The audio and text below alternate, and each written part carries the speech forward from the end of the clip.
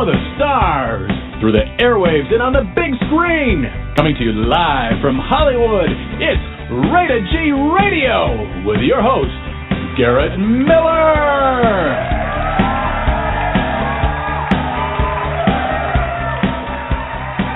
Hey everybody, welcome back to Radio. We have a great Thursday night show for you tonight. Author Chris Andoe is going to be joining us in just a moment or two. He'll be talking about his new best-selling Amazon 5-star book called Delusions of Grandeur. I've been reading it all day today, and I'm telling you, I know I say that, but you know what? It really is true. I'm going to say this.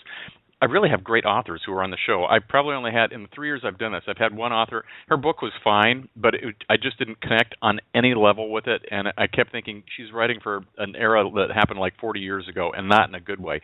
But we've had great authors this week. But Chris is, I'm going to call it unique and special because he writes in a style that I find most appealing for the ADD that I apparently have as a reader, because I can actually get through his chapters and want to turn the next page. So we're going to talk to him about his book, Delusions of Grandeur, in just a second.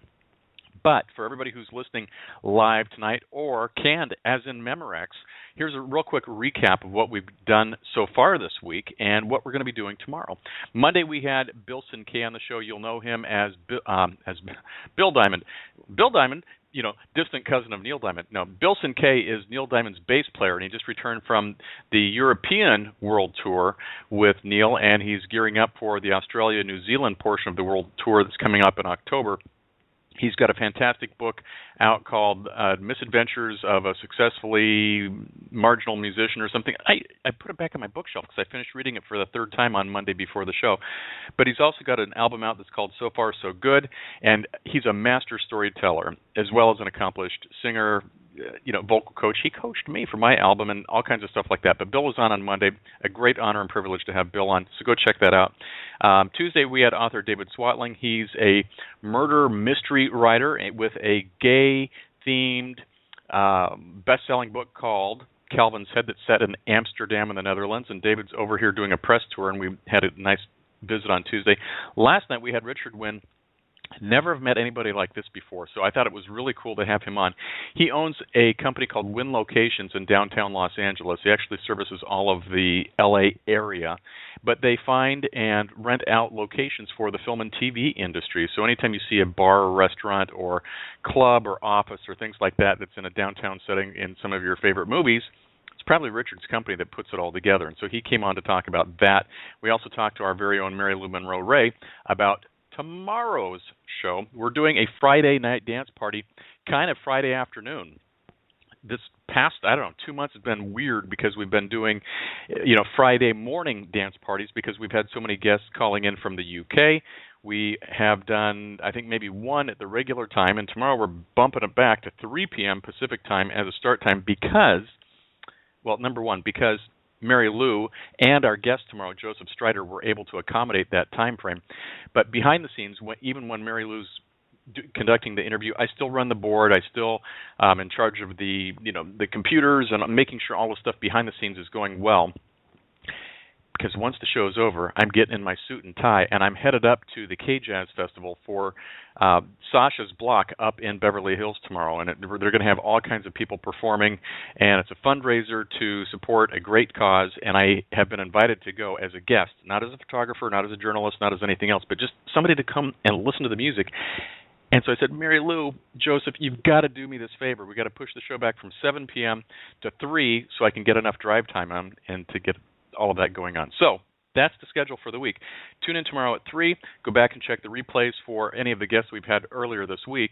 And now, as we say, without further ado, it's my pleasure and honor to welcome my new favorite author, Mr. Chris Andoe. His album, his book, Delusions of Grandeur, is heating up the Amazon charts, and everybody across the country is reading this book. And I know that to be true because I see pictures of people in groups and mobs holding their individual copies, reading your book, Chris, in crazy fashion. Welcome to the show. Thank you. Appreciate that. Yeah, that's a theme, is the scandalized selfie. And so people take a picture with a scandalized face reading the book, and then it goes in the album that's on social media. I appreciate being here. Yeah, I'm telling you. Okay, I have so many questions for you. I might need like a 17-hour multi, dimensional type of time with you, but we're going to start at the beginning just because I want to dive into Delusions of Grandeur as quickly as we can. But for everybody who's hearing your name for the first time, well, let's start with we need to have some, administrative stuff taken care of here, Chris. We need to thank Paul Emery for giving us the connection of dots to put us together and to encourage us to both, find a date on the computer that would actually work for us to have you on. So, Paul Emery, I want to thank you for that. He's an incredible promoter. I mean, I can't thank that guy enough. He's twisted arms and done everything he could do to get as much exposure for this book, and has read it many times during development. Really, really helped me out a great deal. Well, and I think he has page numbers that he actually has as preferred or bookmarked or anything else that he can do, and he encourages people to read select pages out of the book. And I haven't gotten to that point. I told him multiple times. I said, Paul, I read the book in the order that it's written. I don't skip ahead. So well, I know that you know what that is? It's the acknowledgments page. That's the page he keeps. That's what he keeps pushing you to read, because he's in the acknowledgments page. I write on page 471, Paul Emery was my most aggressive and enthusiastic promoter, twisting arms and calling in favors to get big East Coast players to read my work. That is hysterical. Oh, my. Okay, so now, okay, I didn't know that. Right. I can't wait to page 471 now. That'll be my saying that's the best page. Best page. So for everybody, because we're going to get to the book in a second, tell us who you are, Chris. How come I've never heard of you before, and how quickly are we going to become best friends? Because I love your book. Well, great. Well, I've lived in St. Louis a few times, beginning in '97 when I first moved here, not knowing anybody, and then I moved to San Francisco, lived there for a long time, lived in New York very briefly. But this is my third time, and I've written third time back in St. Louis, and I've written a column here for about 5 years called Tales from the Emperor in The Vital Voice, which is one of the nation's oldest LGBT magazines. And so I always say my claim to fame is people tell me their best shit. So a lot of times people have really good they have really good stories, they have really good information that they want to come out, but they don't want their name attached to it, because it upsets the apple cart, maybe it would get them in trouble. And so people will come to me when they have something like that. And because of that, and St. Louis has such a history of characters that have a long history of collaboration and conflict. Unlike a city where people come and go a lot, it's kind of a large savanna here where people stay, and they have, and so there's a lot of material, a lot of backstory, and so I've just really kind of sunk my teeth into it, and really enjoy writing the tales of this city. I was voted the king of their mass transit system about 2009. And then from that sprang the moniker the Emperor of St. Louis. And so I write my column Tales from the Emperor because of that. I love it. So have you always been a writer, or have you done anything else? Is this what you wanted to do growing up? I've always been a storyteller. I come from a whole family of storytellers. My dad was actually born in the house that The Outsiders was filmed in Tulsa. Wow. And my grandma lived in 2 blocks from there in the house she inherited from my great-grandmother. And the family would always sit around a big group of metal chairs. Her house abutted a railroad track, and she would tell us stories about the railroad track and the Depression and the hobos that would come, and my grandfather that would befriend them. And the yard with all the metal lawn chairs and all the family sitting under the big tree was kind of like the Apollo Theater, and that you had to, if you wanted to be heard, you had to throw the hook out. You had to get, because there was a lot of people talking, there's a lot of things going on, and that's kind of, you mentioned my style at the beginning, that it can keep your interest and grabs you, and that's where I learned that talent, is you kind of have to hit them with the punch in order to, to compete among all the voices. Well, and I think that was what I found interesting starting to get into the book. And honestly, until I started on your book, Delusions of Grandeur. By the way, I have a link on the show page. If you want to go buy the book after hearing Chris talk tonight, I make it really easy for you. All you got to click is the Here button on the show page, and it's going to take you right to Amazon. You can click and buy it tonight, and I encourage everybody to do so. But Chris, when you're telling stories, I think one of the things that I'm always afraid of when I start reading a book, and I shouldn't be afraid because Again, I get great authors who are on the show, but you get the occasional author that wants to have the 8,000-page chapter 1 or the 8,000-page introduction, and you're like, holy cow, my head hurts, and I'm only on page 900, and we haven't even gotten to the beginning of the story yet. Right. You just kind of like dive right in. Your stories are quick, to the point. You're in, you're out, and I'd almost say to the point where it's like, oh, and then what happened next? But it's like, well, no, the moment's ended. That's where we're going to end. Sure. And sometimes you pick up later. There's 245 stories, and they're each an independent story where you pretty much could just pick one up and read it on its own. But I think they're better in order, and they weave together nicely. But it gets you hooked immediately and tries to be as succinct as possible, and hooks you in with the title, and then gives you the punchline at the end, and that's kind of how it rolls. And people say that they find themselves reading 50 pages before they know what hit them. And that's exactly true. And I've been to St. Louis for I call it the day job, but I've been to St. Louis several times. Fenton, is very familiar to me, and I've had people that have grown up in St. Louis give me the city tour. I've gone on the arch, gotten into the egg, gone up to the top, had what's the fear of heights? I've had that. So I said I have to look out over the viewing thing just to say that I've done it, and then I passed out. So I've gotten a completely different tour of St. Louis than I'm reading about in your book, and I'm going, I think I would have had a better time on Chris's tour than what I went on. So when did you really decide that St. Louis is going to be the subject of all of this? Because you have stories from San Francisco, you've got stories from all these other places. How did this pool itself together to become a book? Well, because so much of it weaves in and out, and it's the relationship I have with the people of St. Louis who come to me with their best material, and what springs out of my column, and the controversy. I mentioned to you that there's been numerous letter writing campaigns, very organized letter writing campaigns to get me pulled from the magazine. It's nonstop excitement around here, and it's captured my imagination. And so, although yes, there are stories from San Francisco and New York and Oklahoma where I grew up, but just like my life since 1997 has woven in and out of St. Louis, these stories do the same thing. Well, okay, you brought this up just a second ago, so I was going to actually kind of save this for later, but one of the things, and it's just you and me here tonight, Chris. Nobody else is listening. So for the other 8 million people that are listening, pretend you've just turned your ears off for just a second.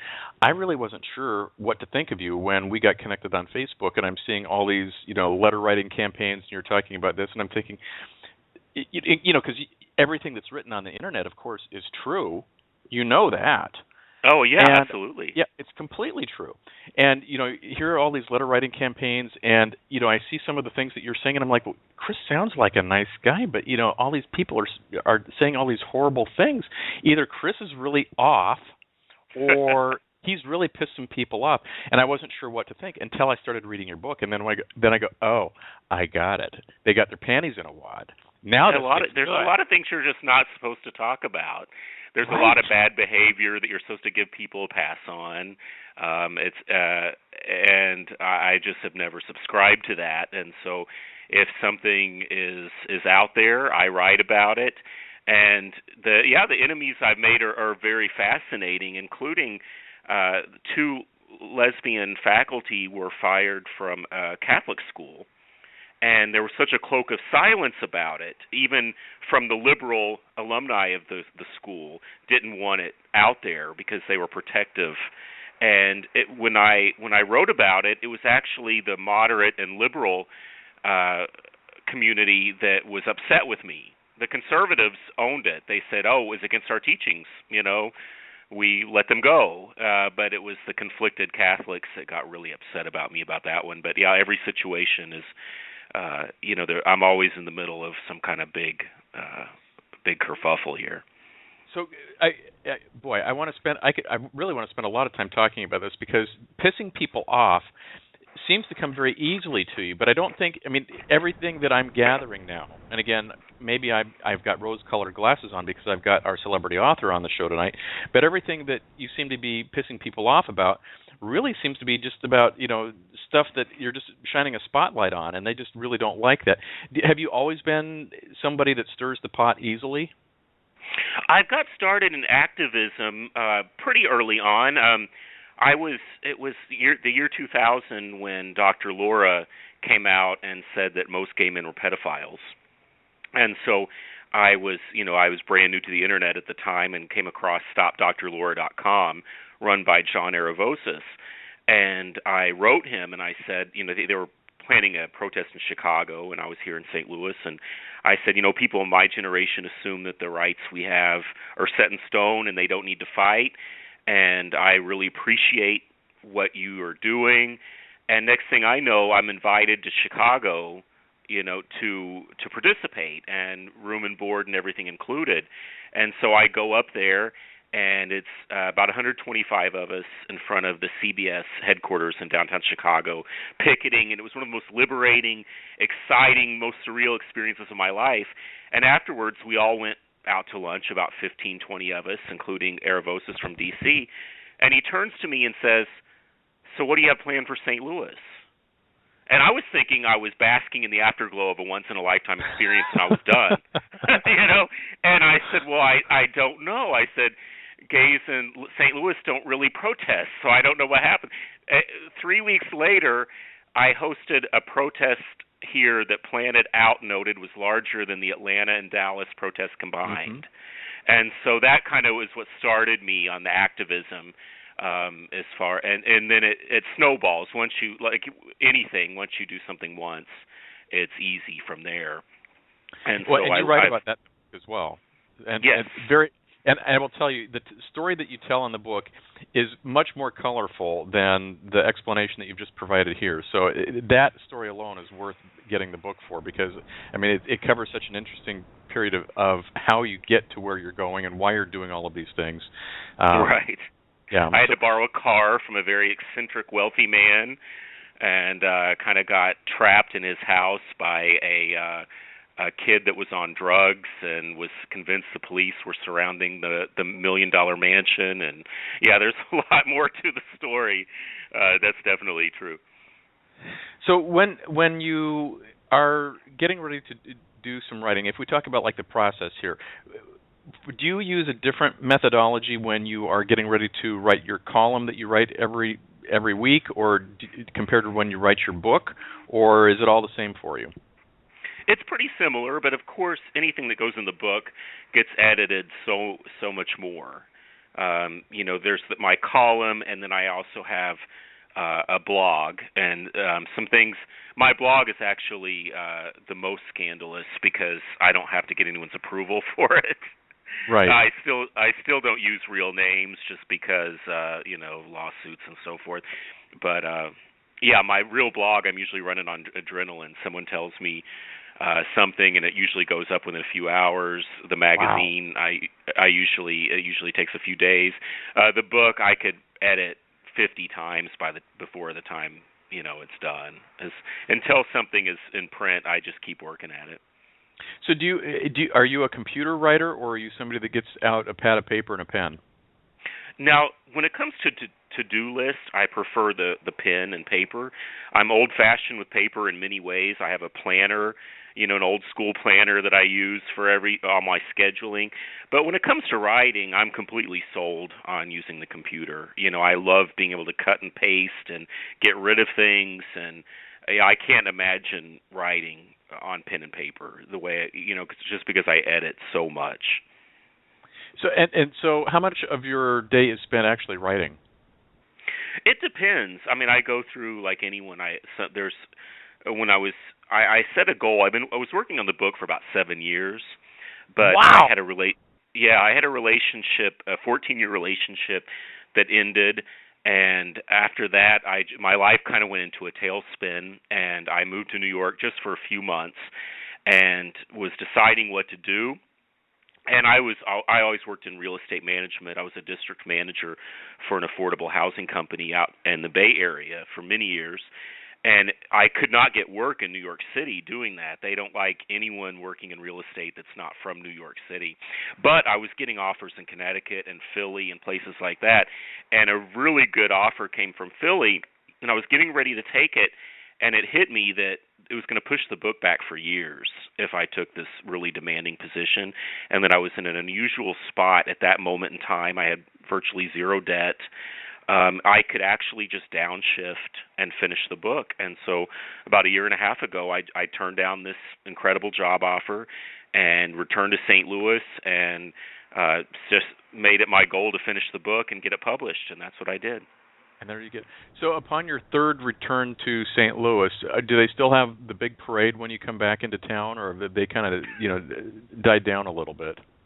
It's, people here will welcome you back as many times as you want to come back. It's a city that people leave and return to time and again, and always have. And so, yeah, it was amazing. And I came back. I've come back to this city in a very, usually when I'm in San Francisco, I'm flying high, I'm making a lot of money, I'm living it up, and when I come back here, sometimes something's gone wrong, and people are so good to me, and they always have been. And so in this case, I write about when I left New York and was returning to St. Louis, and offers started pouring in. Every time I check my Facebook, someone offered me free unlimited use of their 2-bedroom poolside carriage house in an affluent suburb. Wow. Someone offered me pretty much their entire worldly possessions because they were moving off to go to college in New Orleans. Anything you could imagine. The generosity here has been absolutely incredible, and it's not my hometown, but I would say it's my adopted hometown, just because of the way that people really do take care of each other. Well, one of the things, and there's St. Louis Sirens. There we go. I'm in the city, baby. I'm right in the heart of it. There you go. So when you first moved to St. Louis, though, I think would it be a fair statement to say here, Chris, that probably one of the reasons upon your latest return that you have all of these offers is really that you really got into the LGBT community and became, I don't want to say activist or active-ish, or you were active right. at least with your church, and you ran into some people and said, "Oh, well, you need to be part of this group," and the next thing you know, you're part of that group, and that's been over the course of years. So you've built up a fairly substantial network in the St. Louis area. Can you talk about maybe some of those experiences? You have, and you don't do it by staying at home. You do it by being out and being active and being in the community. And so, one of the first, when I first moved here in '97, I got involved with Metropolitan Community Church. And that was incredible. That was a lot of fun people right off the bat that just introduced me to so many different people and got me in the door in a lot of places for someone who was brand new in town, which was a lot of fun. And then there was a civic group called Metropolis, which was about getting young people to move to the center city. It was the late '90s. And the inner city of St. Louis was pretty downtrodden. People preferred to live in the suburbs. And so this group was a group of 20-somethings that promoted, young people moving to the city, and it had great success. And the connections I made there, those people now were all in our 40s now, and they're political leaders, they're authors, they're business owners. And so, yeah, I put in a lot of years of being active, which has really solidified a lot of good roots here. So when I'm reading the book, and you just talked about this, about changing the names to protect the not-so-innocent, but the question I had is, how far do you go to change either names or descriptions of personalities or looks or events, so you kind of avoid that legal entanglement of you defamed me and now we're going to people's court? I've actually made a game at just how thin I can make the veil. So a lot of the pseudonyms rhyme with the real name. And so people love to make a game of it. It's a big joke in town.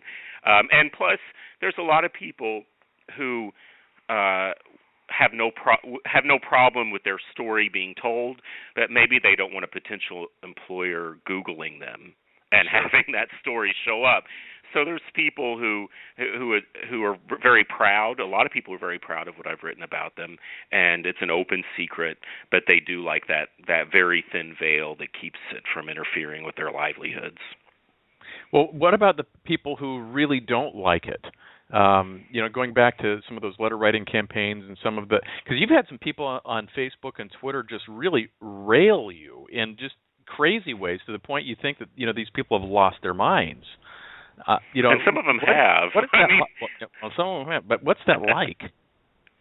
It can get really intense. I have had a handful of sleepless nights because sometimes someone can come so unhinged that you really don't know what they're capable of. And I had a person in particular that I call Gassy, that's a nickname, that made a lot of threats. And I can pretty much weather whatever anyone throws at me, but my Achilles heel is when they go after my associates or my friends. And that's what he did. He actually targeted a fellow writer that had a partner and a child, and made a lot of threats and went after him, and it was really stressful.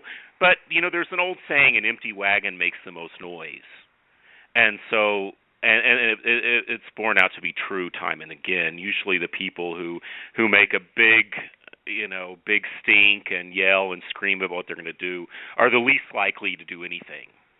That they're venting, and then it's over.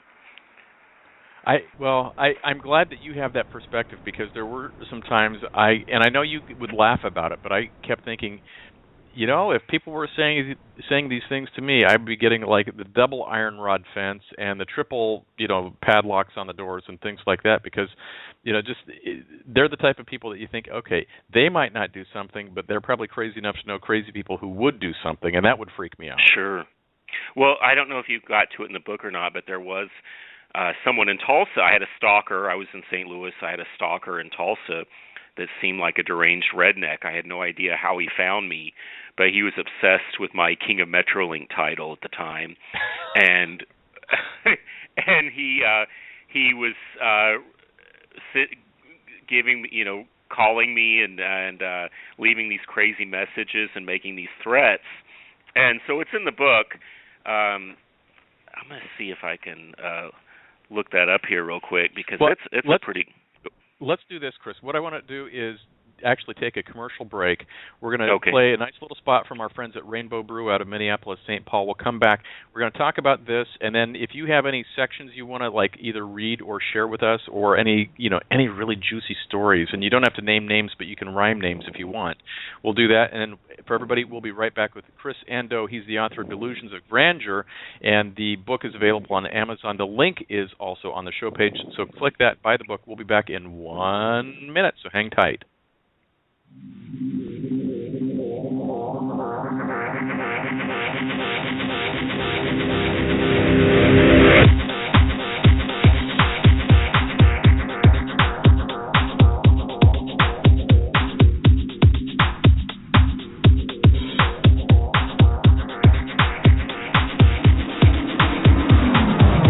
We'll be right back with more Rated G Radio with your host, Garrett Miller.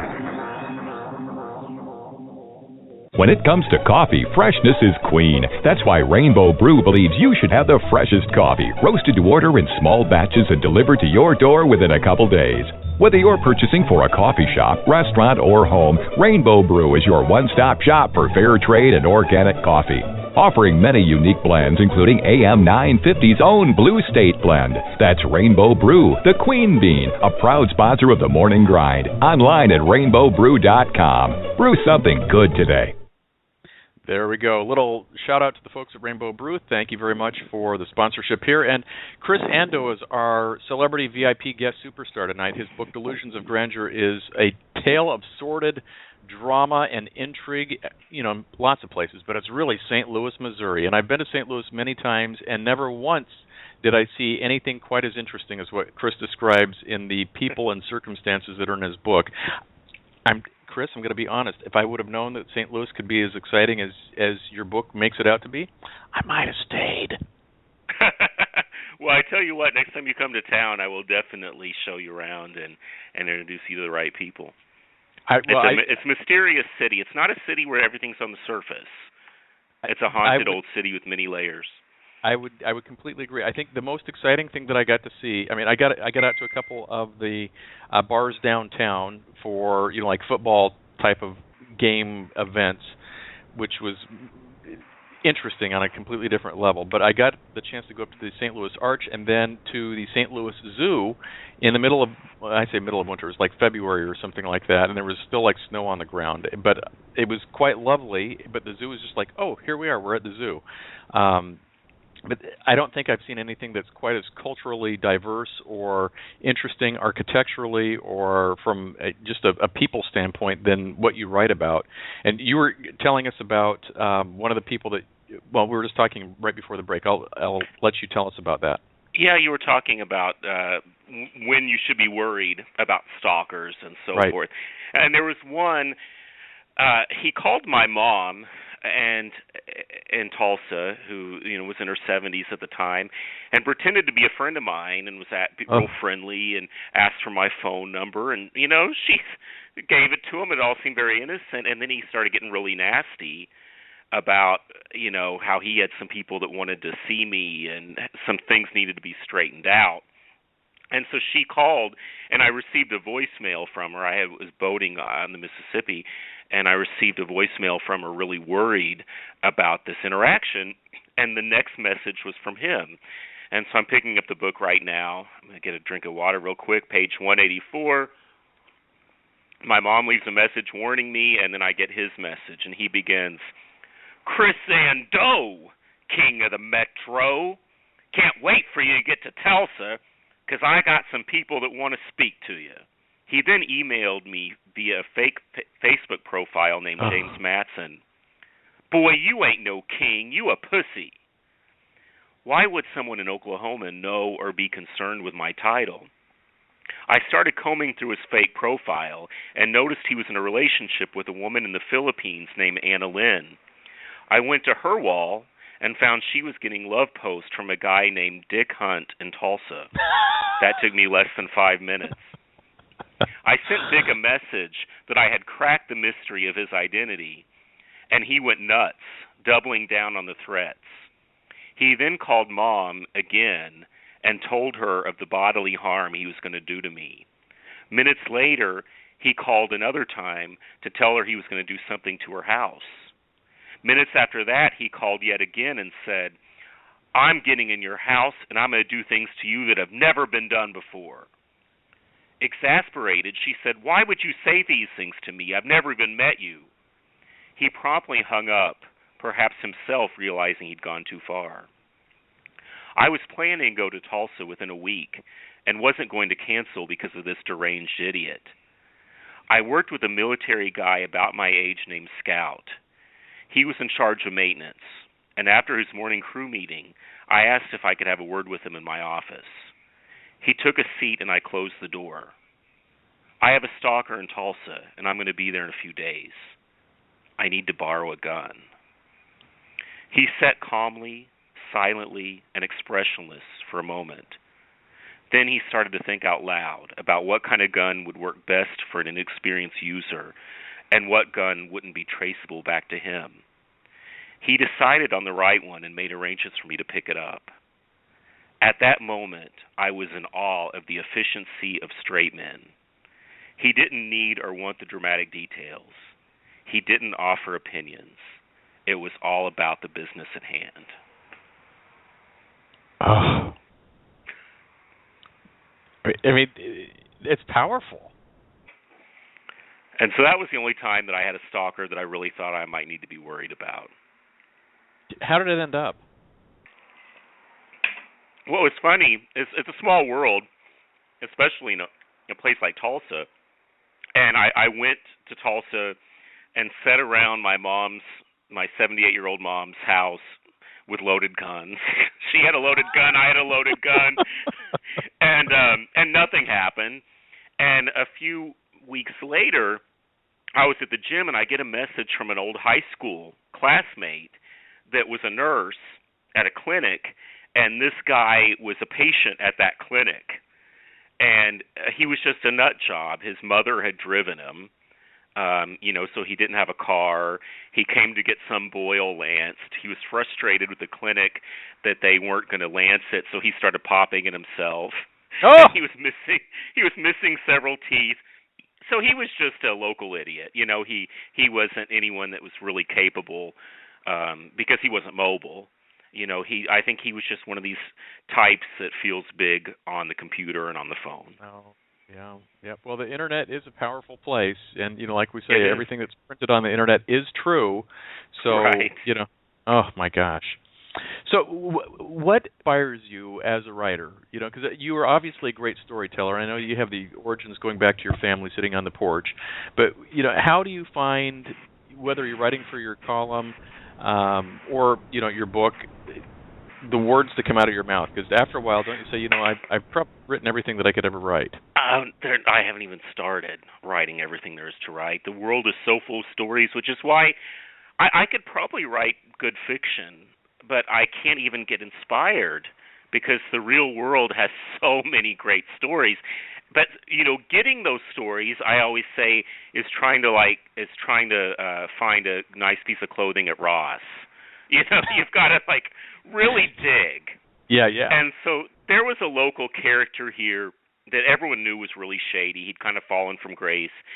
He was doing really well, kind of flying high, but everyone knew that something wasn't right, and he started to fall. And a good friend of his started distancing herself, and so I reached out to her and asked her if she wanted to meet. And I said, "Okay, are you ready to talk? What's really going on here?" And again, it was like Ross, because a lot of people don't know what's interesting about what they know. And so she's rattling off subject after subject that may be, just waiting for me to grab onto something. So, subject. And then there's the boyfriend that everyone thinks it's dead that isn't. Subject. I mean, hold up. What? Wait. Wait. It turns out that 3 years ago, this guy in town had a partner that committed suicide in his garage after everyone knew about it. Everyone knew that they had a lot of domestic turmoil. There was domestic abuse going on. His partner committed suicide in the garage, and that's where the story ended. But what it turns out is that, yes, this man did hang himself in the garage. Yes, paramedics did show up and find a dead body hanging, but they were able to revive him. So the police came actually first, found the dead body, cut him down like a slab of meat. The paramedics came a few minutes later to the dead body and were able to revive him. He lingered in a coma for a few weeks, and when he woke up, his family whisked him away to Northern California, and he just kind of cut ties with St. Louis. Meanwhile, everyone here thought he was dead. And so when she told me that, on my personal blog, I revealed that he was in fact alive. Oh, and my gosh. That is what led to a lot of hate locally. A lot of people said that it was a one-sided story because I should have given the boyfriend who deceived everyone for 3 years his side as well. I said, well, his story is the only story that was heard for 3 years. This is right. We're talking about the man who everyone believed was dead, and that was one of the most revealing. But this city is full of things like that, and so it's just I'm just after the book was written. Now people keep coming to me, and I could write another book tomorrow. Oh my God. Okay, we're going to talk about all of that, but let me go back to the story that you just told us. Did they have a funeral for the guy that they thought that had committed suicide? No, they didn't. There's no service or anything like that, so it wasn't like... There was no service. He just told everyone that the man was dead. They were young. They were in their early 20s. Gotcha. They said that and his family was out of town, and they just said he was dead. Now, we do have another case. We have a very colorful local con man who pretended to be an attorney and actually worked in court. Showed up in court handling cases, meeting with the judge, making plea deals, and this guy had never even went to college. and he's a main character in the book. And one of my favorite headlines from the St. Louis Post-Dispatch was about him. and it said local businessman, entrepreneur, lawyer, was really none of those things.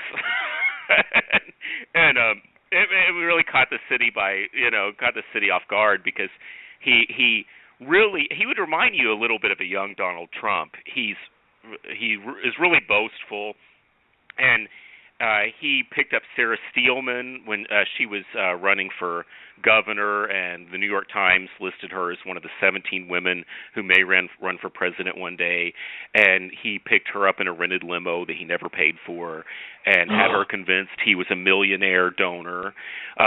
He really he was always in the newspaper. He created bogus press releases about donating tens of thousands to local charities. He had a fake boyfriend that was just a social media invention. But everyone thought brilliant. Everyone thought he was real because everyone else thought he was real. So this guy's name was Ryan McCormick. Beautiful, beautiful man. Ryan McCormick was always checking in at various bars and at various parties. And like I said, although nobody personally saw him, everyone assumed everyone else saw him, right? Because he was a man on the go. He was checking in. He was doing things. And someone realized that that photo was actually an Israeli model. I believe, oh my God!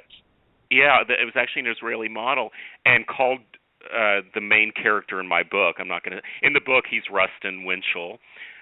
They called Rustin Winchell out. They said, "This is an Israeli model you're using as this boyfriend." And sure enough, he killed him off immediately, saying the man died in a tragic accident and wanted to raise money for a funeral. Oh, come on. And it was all made up. And we actually talked to I have this whole team of investigators we call the Daily Planet crew. Great people, Josh Jordan, Jolene, my friend Jolene, it's Gosha, but we say gotcha because she's such an investigator. She always gets the scoop. And we have these people who know how to research images, and we got a hold of the actual model in Israel.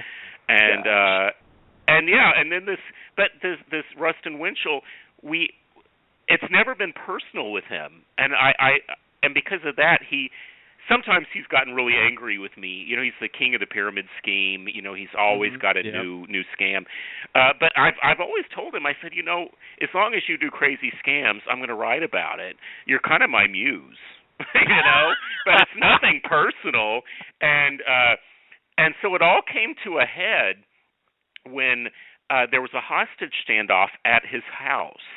And it was on the news. They had the police helicopters hovering above his house, talking about a hostage standoff.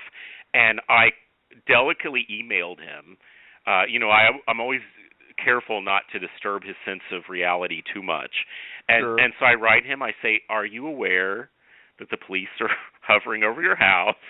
And they say, "There's a hostage standoff." He's like, "Oh, I don't live there anymore. I don't know about that." And I think he's probably going to go down because he's had so many legal entanglements. He did serve a year in prison and was out, and I thought he's probably going to go back. And I regretted having never sat down with him face-to-face, and I threw that offer out. "Do you want to meet up right now?" And he did, and we met up at a restaurant in downtown St. Louis and talked, and of course he says he has a rational explanation for everything, all these reports of him being a con. And when we're sitting there, a group of police hover in the doorway, and I'm thinking, okay, he's getting ready to go down, but he was so relaxed. He wasn't the least bit worried. They even walked right past our table slowly. I'm still thinking he's getting ready to go down. The manager came up to the group at the door, and all I heard was hostage standoff earlier today. And then they all left. And I was amazed. I was amazed at how calm he was. But later, I realized the reason he was so calm is the police weren't there to see him. They were there to see me. He met with the police just before dinner and told them that I was a deranged ex-lover and that I should be the prime suspect in this hostage hoax. And so the whole time we're having dinner, I'm prepared to see him arrested, and he's prepared to see me arrested. And so the police interrogated me, And he said, you're obsessed with him. And I said, well, I guess that's fair. I've told him he's my muse, and I excitedly went over my Best of Rustin Winchell highlight reel talking about his Hawaiian. I'm a huge fan. I'm a huge fan of the guy. He's so interesting. And, nothing ever came of it. But they did call several people in town to get character references to see if they really needed to pursue me further. Wow. That would be kind of a big darn deal. Yeah. It's been a wild ride, and I have no hard feelings against him. That's just who he is, and that is crazy. He was born Baptist in a small Missouri town, and along the way decided he was Jewish, and goes to the synagogue and participates in everything. And a friend of mine that is Jewish met with the rabbi one day and said, "What is the deal with this? Why do you entertain this?" She said, "Look, we know he's not Jewish, but, we just go along with it. It's okay." And she said, "Well, shouldn't you do something, maybe even a prayer circle?" And the rabbi deadpanned, "There's not enough prayer in the world."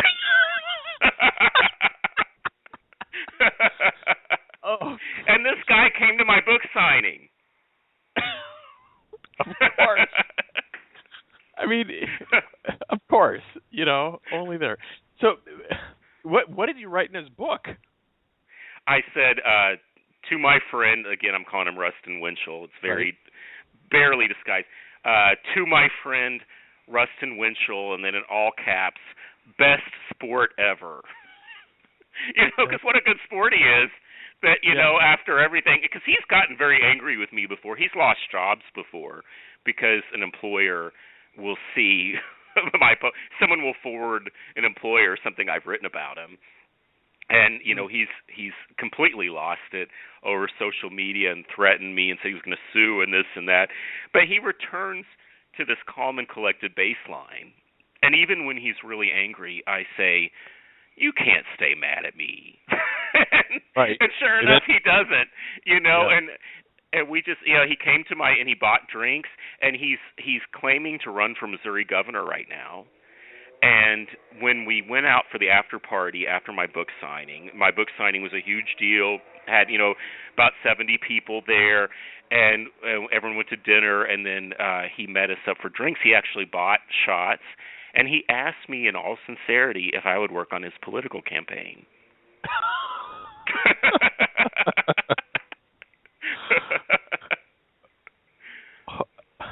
I don't even know how to respond to that. I mean, that's just you just have to suspend disbelief and roll with it. Now, is this the same person? Now, isn't there somebody that you wrote about that really got very, very mad at you that ended up going to jail? Well, he's gone to jail. He's gone to prison. So I can't think of anyone else. I was thinking, like in the last few months, somebody that was on Facebook or attacking you on Facebook or something like that. Were saying, on my personal blog, yes, there was someone who, it's not in the book, but there was someone who came after me really hard, and it turns out it was someone who had.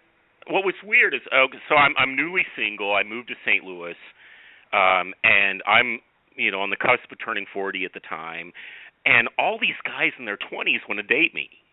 And when I was in my early 20s, if you were even a few years older, you were a dinosaur. So I'm like, I'm not really into younger guys. But I thought I realized how fortunate I was at times it changed. I have never been a hotter commodity than I was in my late 30s. And a guy that was like 24 wanted a really handsome, good-looking guy. And I wasn't really into young guys, but I did go out with him because he was a really kind of special guy. But he was 24, and he did things that 24-year-olds did, like go to the east side in St. Louis is the Illinois side, and that's where all the strip clubs, whether they're gay or straight strip clubs, are. And he shut down a gay strip club over there at 6 a.m.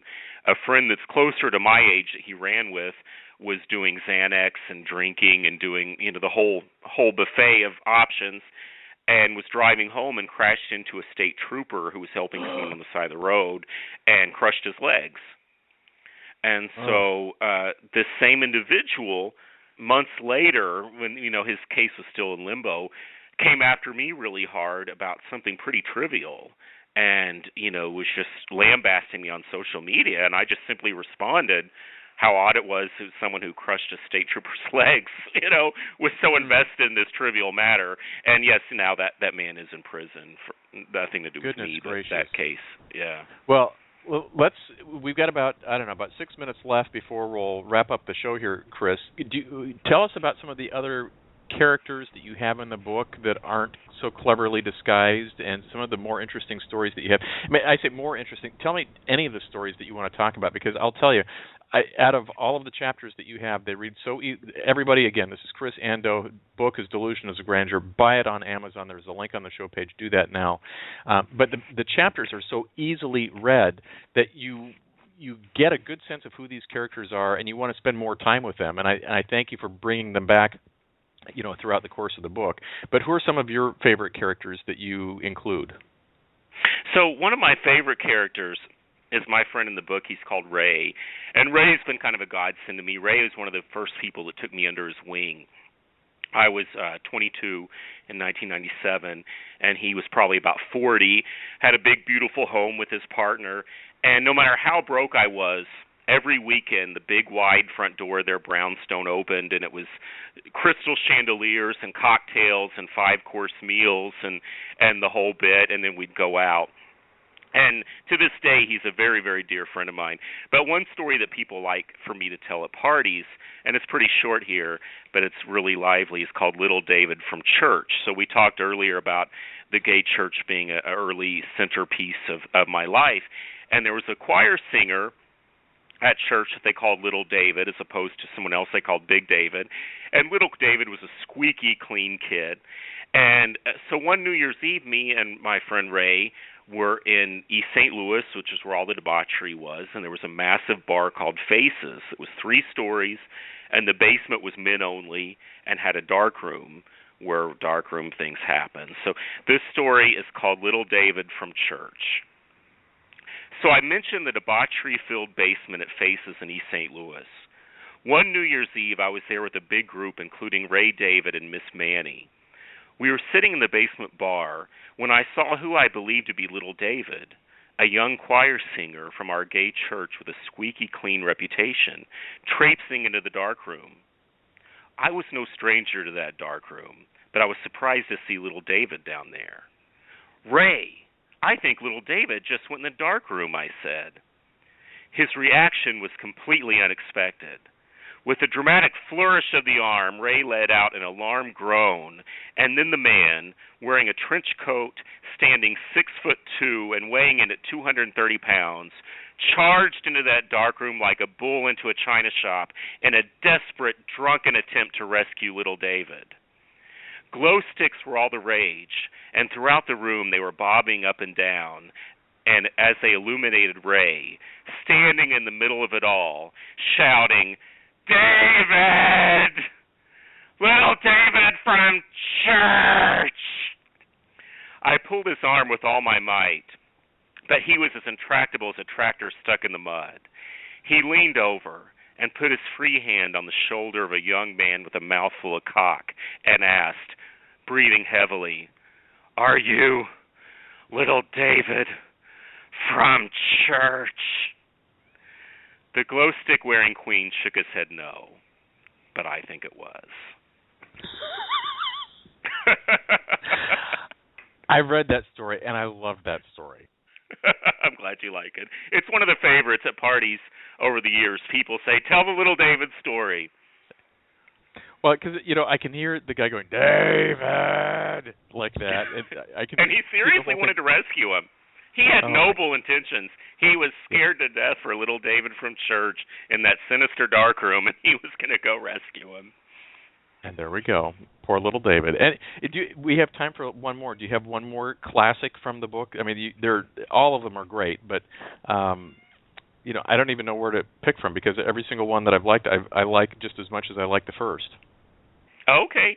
Well, my favorite bar in St. Louis was Clementine's. You talked about, the architecture and the interesting things that happened. Clementine's was an old brick bar from the 1800s, and they had a drag queen entombed in the wall. She died. Her name was Midnight Annie. She was famous. They say she got her name because back in the 40s, she would bribe a jailer to let her pleasure inmates at midnight during the shift change.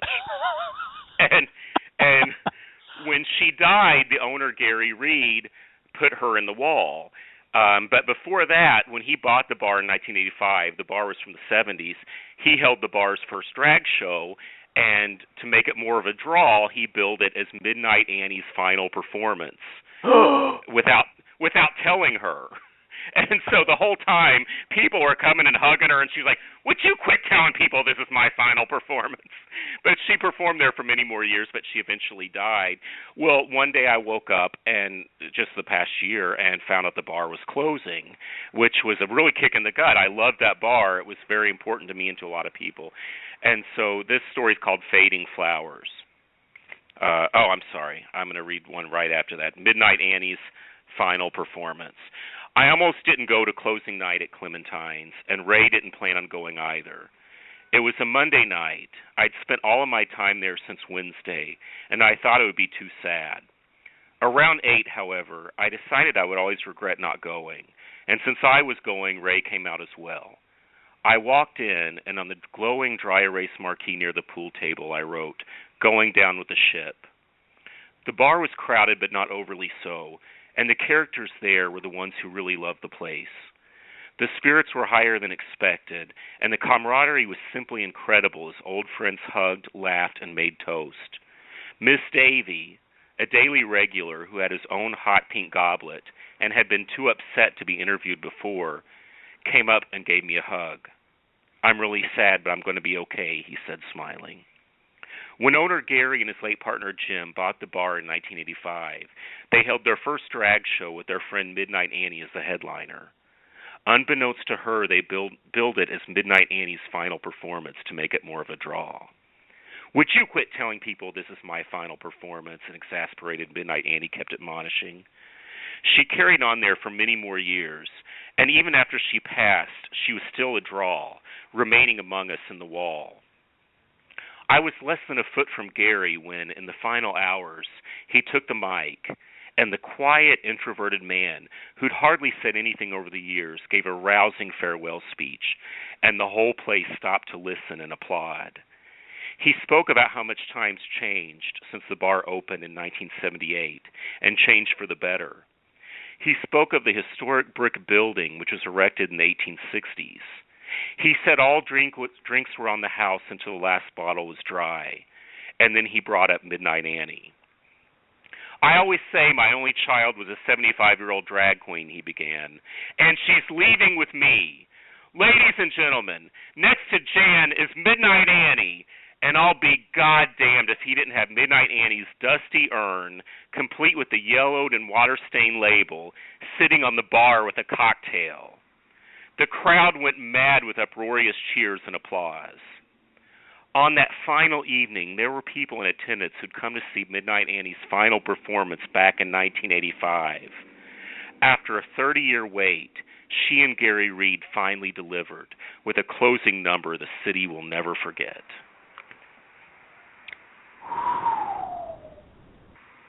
I mean, that's the showstopper there, folks. This has been Mr. Chris Andoe. His book, again, is Delusions of Grandeur.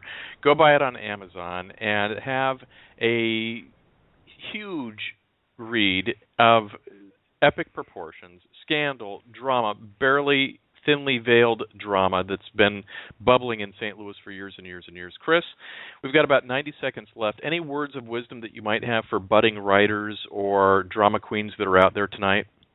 What made the difference to me is something my brother Joe told me when I first started writing. He said, write it the way you would speak it, because people get very formal when they try to write. And if you read it and it doesn't sound the way, you read it out loud, it doesn't sound the way you would speak, change it until it does. Excellent. But I think, honestly, that's one of the reasons why I kept turning the pages and pages and pages today, is because in reading it, it reads just like you're telling me a story, just like we're talking here on the show tonight. And I get that, and I can resonate with that, and it makes me want to read more. So my hat's off to you for an outstanding job. I hope you write like another 100 books that are just like this, because I'll get every single one.